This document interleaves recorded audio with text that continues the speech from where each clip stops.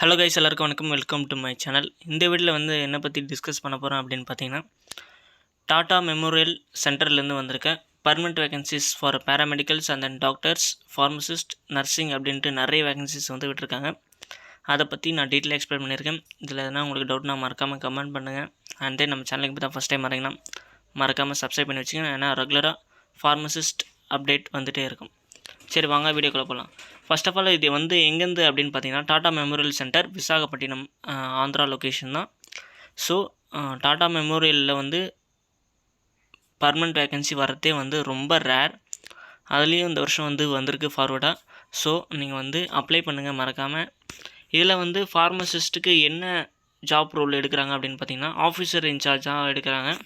மற்றெல்லாம் mostly doctors தான் prefer பண்ணியிருக்காங்க. Medical officer, oncology, radio diagnosis, anesthesiology, and then radiation oncology, and then pediatrician oncology, nuclear medicines. நீங்கள் nuclear medicine degree முடிச்சிருந்தீங்கன்னா ஆறு டிப்ளமோனா நீங்கள் eligible தான், இதுக்கு அப்ளை பண்ணலாம். 3 years எக்ஸ்பீரியன்ஸ் கேட்குறேன். Next plastic surgery, next medicine gastroenterology, next palliative medicines, assistant medical superintendent. இதுக்கும் அவங்க BDS or MBBS கேட்குறாங்க. நெக்ஸ்ட்டு போஸ்ட் டிகிரி நீங்கள் கம்பல்சரி பண்ணியிருக்கணும் அப்படின்னு மென்ஷன் பண்ணியிருக்காங்க. Next medical physicist. இதுக்கு நீங்கள் எம்எஸ்சி இன் ஃபிசிக்ஸ் படிச்சிருந்தால் போதும்.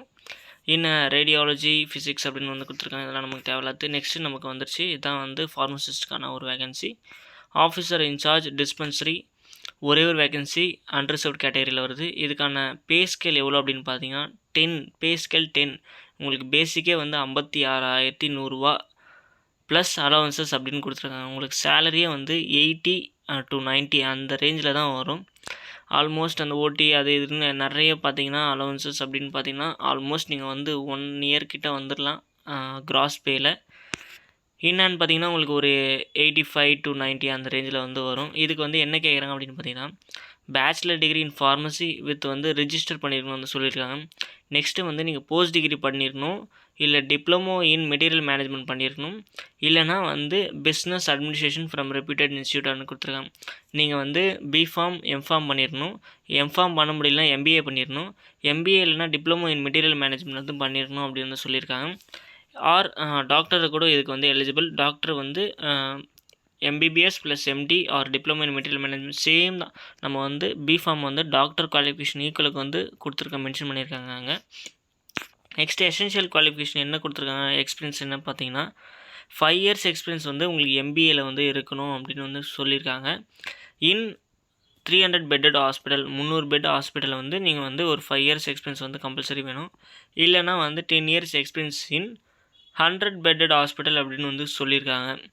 Out of required experience minimum 2 year must be in senior position அப்படின்னு கொடுத்துருக்காங்க. இது என்ன அப்படின்னு பார்த்தீங்கன்னா, நீங்கள் ஃபஸ்ட்டு ஹாஸ்பிட்டலில் சேரும்போது ஜூனியர் ஃபார்மசிஸ்டாக சேருவீங்க.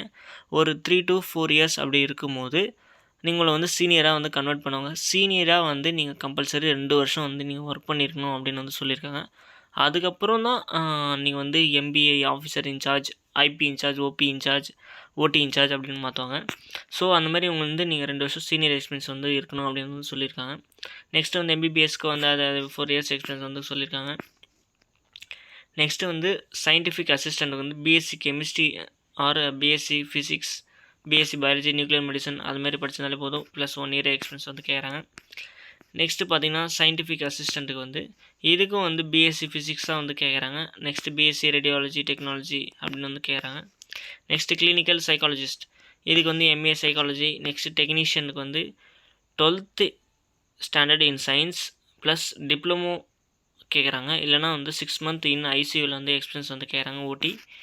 நெக்ஸ்ட்டு பார்த்தீங்கன்னா நர்சிங் சூப்பரிண்டென்ட், இதுக்கு நர்சிங்க்கு எம்எஸ்சி கேட்குறாங்க. இல்லைனா பிஹெச்டி இருந்தாலும் ஓகே அப்படின்னு சொல்லியிருக்காங்க. எசென்ஷியல் குவாலிஃபிகேஷன் என்ன சொல்லியிருக்காங்க பார்த்தீங்கன்னா, உங்களுக்கு 12 years எக்ஸ்பீரியன்ஸ் கேட்குறாங்க. எதில் அப்படின்னு பார்த்தீங்கன்னா டீச்சிங்கில் கேட்குறாங்க. Mostly 8 years should be teaching R administrative experience including 4 years in nursing administration அப்படின்னு சொல்லியிருக்காங்க.